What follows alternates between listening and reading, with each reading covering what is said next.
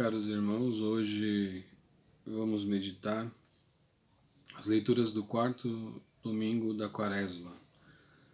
A primeira leitura é tirada do livro das Crônicas, capítulo 2, 36, 14 a 16, 19 a 23. A segunda leitura da carta aos Efésios, capítulo 2, versículos 4 a 10. E o evangelho que nós vamos ouvir é o Evangelho de São João, capítulo 3, versículos 14 a 21. O Senhor esteja convosco, Ele está no meio de nós. Proclamação do Evangelho de Jesus Cristo segundo João. Glória a vós, Senhor. Naquele tempo, disse Jesus a Nicodemos: do mesmo modo como Moisés levantou a serpente no deserto, assim é necessário que o Filho do Homem seja levantado, para que todos os que nele crerem tenham a vida eterna. Pois Deus amou tanto o mundo que deu seu Filho unigênito, para que não morra todo aquele que nele crer, mas tenha a vida eterna. De fato, Deus não enviou o seu Filho ao mundo para condenar o mundo, mas para que o mundo nele seja salvo, para que o mundo seja salvo por ele. Quem nele crê não é condenado, mas quem não crê já está condenado, porque não acreditou no nome do Filho unigênito. Ora, o julgamento é este: a luz veio ao mundo, mas os homens preferiram as trevas à luz, porque as suas ações eram más. Quem pratica o mal odeia a luz e não se aproxima da luz, para que suas ações não sejam denunciadas. Mas quem age conforme a verdade aproxima-se da luz, para que se manifeste as suas ações são realizadas de fato. Palavra da salvação. Glória a vós, Senhor. Caríssimos irmãos e irmãs, meditando a palavra de Deus na primeira leitura, no segundo livro das Crônicas, nós vamos ver que ela começa dizendo assim: naqueles dias todos os chefes dos sacerdotes e o povo multiplicaram sua infidelidade, imitando as práticas abomináveis dos pagãos, das nações pagãs, e profanaram o templo do Senhor. A leitura segue mostrando uma série de infidelidade do povo quanto aquilo que Deus havia proposto para eles. O povo, por meio deles mesmos e dos sacerdotes, eles estavam contra aquilo que Deus havia proposto para eles. Eles zombavam das coisas de Deus, desprezavam as suas palavras,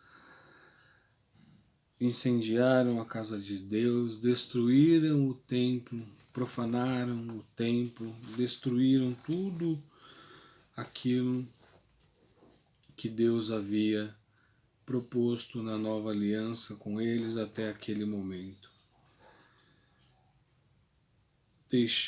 Deitaram abaixo dos muros de Jerusalém, atearam fogo em todas as construções fortificadas e destruíram tudo o que haviam de precioso.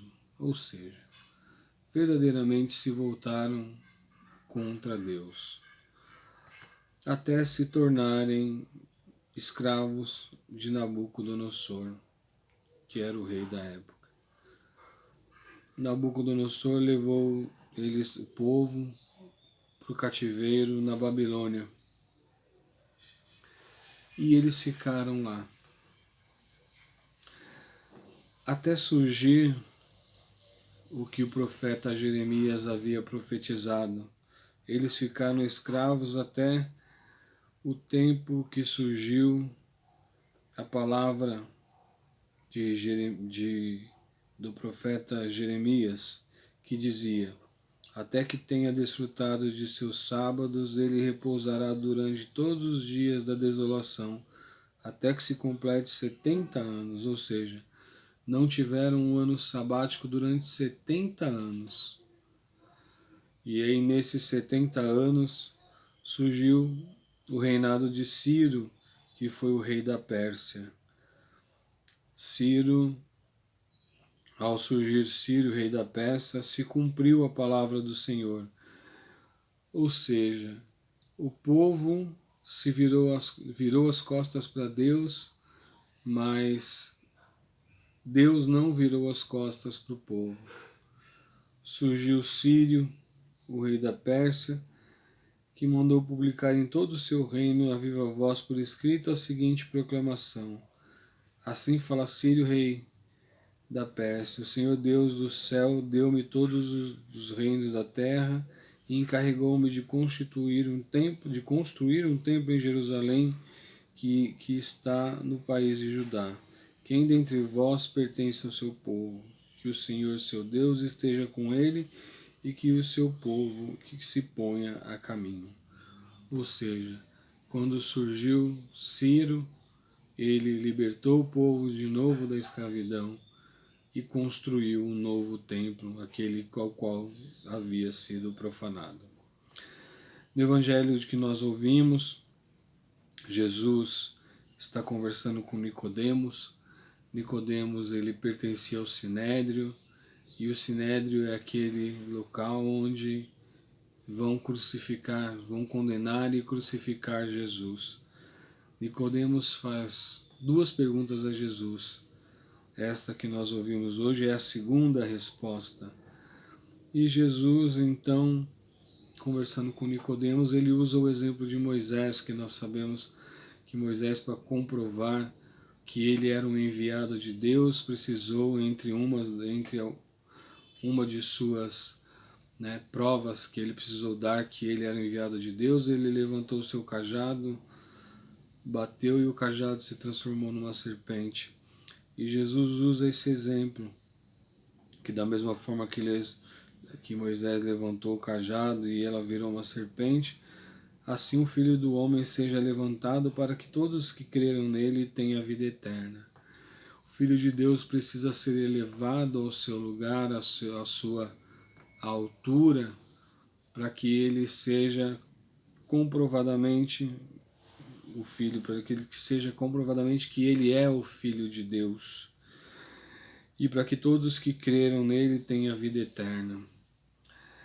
Jesus diz para Nicodemos que o julgamento não é Deus que vai fazer, não é Jesus que vai fazer.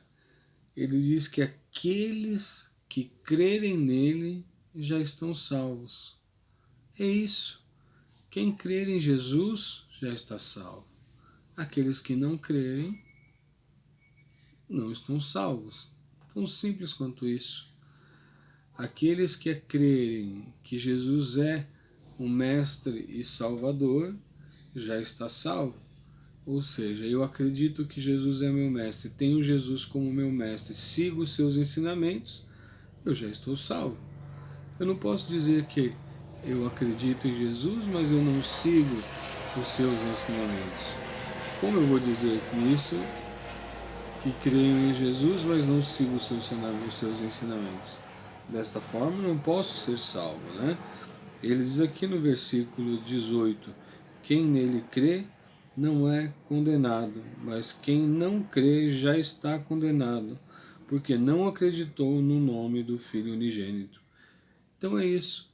Quem acredita em Jesus, quem acredita nos seus ensinamentos, quem segue Jesus como mestre, certamente já está salvo.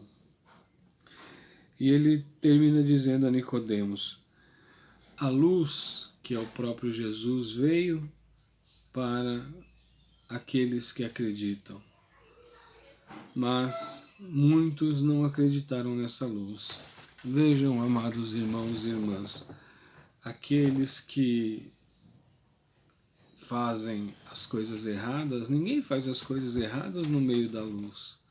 Eles fazem às escuras, às escondidas, porque não querem ser descobertos.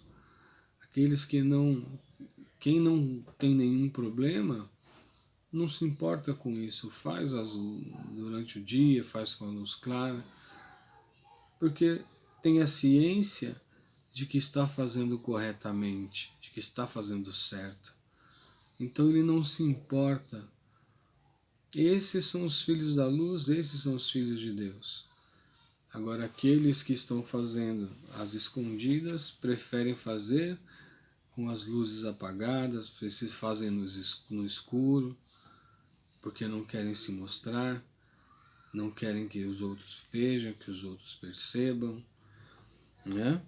Então, Jesus fala aqui no versículo 20, quem pratica o mal odeia a luz e não se aproxima da luz para que suas ações não sejam denunciadas. Mas quem age conforme a verdade aproxima da luz. Ou seja, né? Quem faz as coisas da forma correta, não importa se está claro, porque ele faz as coisas da forma correta. Ele não tem nada a esconder. Quem não tem nada a esconder, o sol pode estar brilhando, as luzes podem estar acesas, que ele faz, não tem problema nenhum. E na segunda leitura de hoje, São Paulo aos Efésios, ele já começa dizendo aqui, Deus é rico em misericórdia, por causa do grande amor com que nos amou quando ainda estávamos mortos por causa de nossas faltas. Alguém ainda tem dúvida disso? Que Deus nos ama? Que Deus nos amou e nos ama até hoje? São Paulo diz aos Efésios que Deus nos resgatou enquanto ainda estávamos mortos, por causa dos nossos pecados e de nossas faltas. Ele nos deu a vida com Jesus Cristo. Através de Jesus, nós ganhamos a vida novamente. Através de Jesus, nós fomos glorificados novamente com a nossa vida.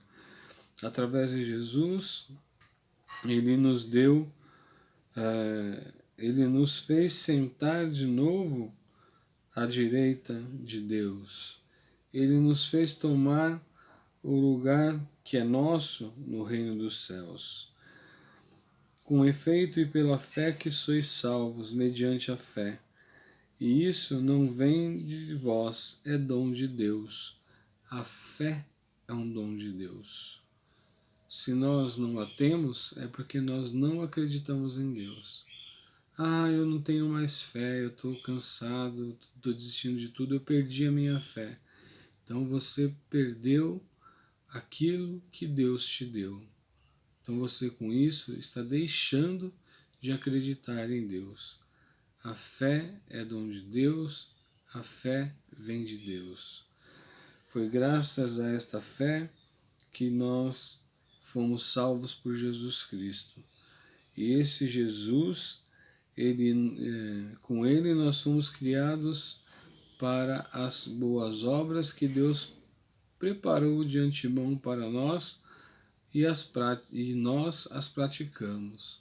Ou seja, através dessas boas obras, as quais nós fomos preparados para sermos seres humanos, sermos filhos e filhas de Deus.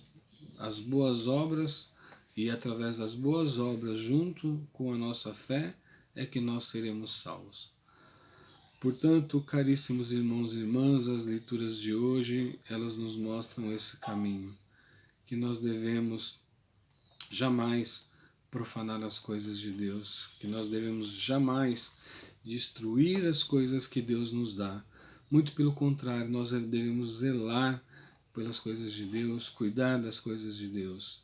Nós devemos amar a Jesus e levar sempre Jesus, colocar sempre Jesus em primeiro plano, porque é através disso que Jesus precisa ser elevado, porque é através disso, através da nossa louvação a Jesus, através da nossa adoração a Jesus, é que nós seremos salvos.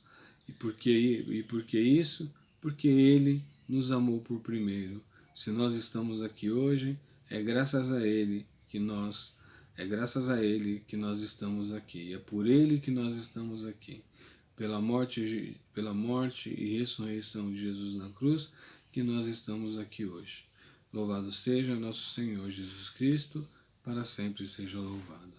Hoje eu quero enviar uma bênção a todos aqueles que sofrem, a todos aqueles que estão doentes. Quero enviar uma bênção especial a Elaine, que irá fazer uma cirurgia essa semana, a Regiane também, que vai fazer uma cirurgia, que tudo corra bem. Quero enviar essa bênção aos médicos que vão operá-las, que Jesus opere, que Jesus esteja na mão dos médicos, para que ocorra tudo bem durante a cirurgia de ambos. O Senhor esteja convosco, Ele está no meio de nós, Deus Pai de infinita e eterna bondade, dignai-vos abençoar-vos em nome do Pai, do Filho e do Espírito Santo. Amém.